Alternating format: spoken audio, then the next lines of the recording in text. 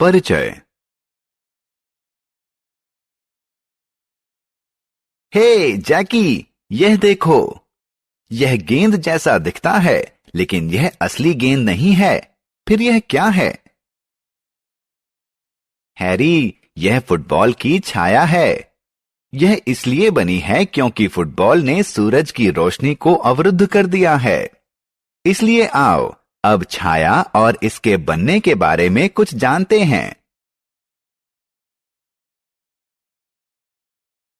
आओ सीखें। छाया को पहचानना, छाया के निर्माण का कारण बताना, प्रकाश के स्रोत के आधार पर छाया की दिशा जानना। छाया। नमस्कार दोस्तों, सबसे पहले यह चर्चा करते हैं कि छाया होती क्या है। दरअसल छाया एक अंधेरा क्षेत्र होती है जिसका निर्माण किसी वस्तु द्वारा प्रकाश के अवरुद्ध हो जाने के कारण होता है।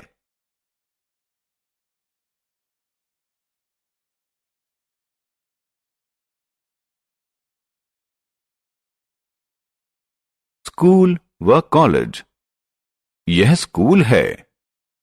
पिताजी, यह वही स्कूल है जहां मैं रोज पढ़ने आता हूं। मैं अपने स्कूल से प्यार करता हूं। मुझे स्कूल में पढ़ना और अपने दोस्तों के संग खेलना पसंद है। बढ़िया।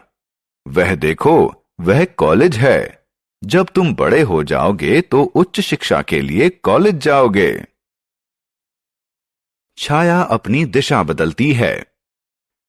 आपको यह जानकर आश्चर्य होगा कि प्रकाश के स्रोत की दिशा बदलने के साथ ही छाया की दिशा भी बदलती रहती है। उदाहरण स्वरूप, जब सूरज पूर्व से पश्चिम की तरफ जाता है तो पेड़ों की छाया बदलती रहती है। दिन भर में कभी यह छोटी हो जाती है, कभी बड़ी हो जाती है।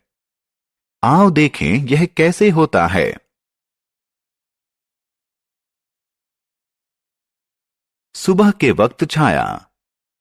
जैसा कि हम सब जानते हैं कि सूर्य पूर्व में उदय होता है। सुबह सूर्य पूर्व में होता है, इसलिए चीजों की छाया पश्चिम की तरफ बनती है। अब जरा इसकी लंबाई देखो। ज्यों-ज्यों सूर्य पश्चिम की तरफ बढ़ता है, छाया का आकार बदल जाता है।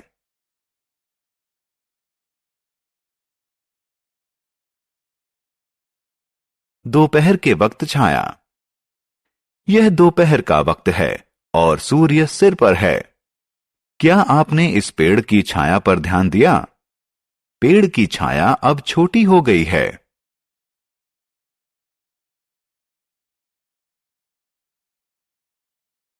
शाम के वक्त छाया। दोस्तों, हम सभी जानते हैं कि सूर्य पश्चिम में डूबता है, इसलिए शाम को चीजों की छाया पूर्व में बनती है। इसलिए दोस्तों, हमने देखा कि जैसे जैसे सूर्य अपना स्थान बदलता है, वैसे वैसे किसी छाया का आकार भी बदलता है।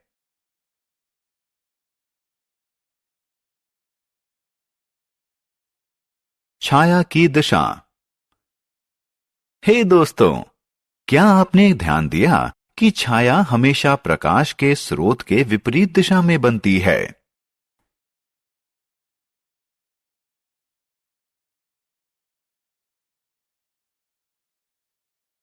हमने क्या चर्चा की?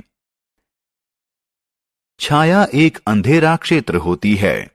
जब प्रकाश किसी वस्तु से अवरुद्ध हो जाता है, तो छाया का निर्माण होता है। यह दिन भर समय के साथ अपनी दिशा और लंबाई बदलती है। यह सदैव प्रकाश के स्रोत के विपरीत दिशा में बनती है।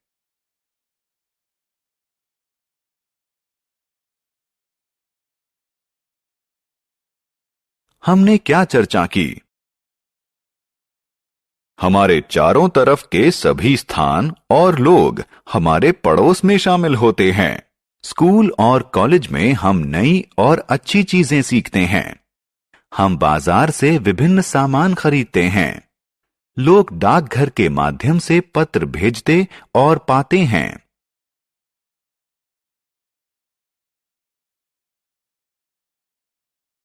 अस्पताल में डॉक्टर मरीजों का इलाज करते हैं और दवा देते हैं। लोग अपना धन और आभूषण सुरक्षित रखने के लिए बैंक में जमा करते हैं।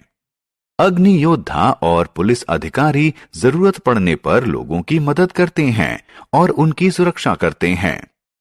बसें और रेलें दूर के स्थानों को जोड़ती हैं।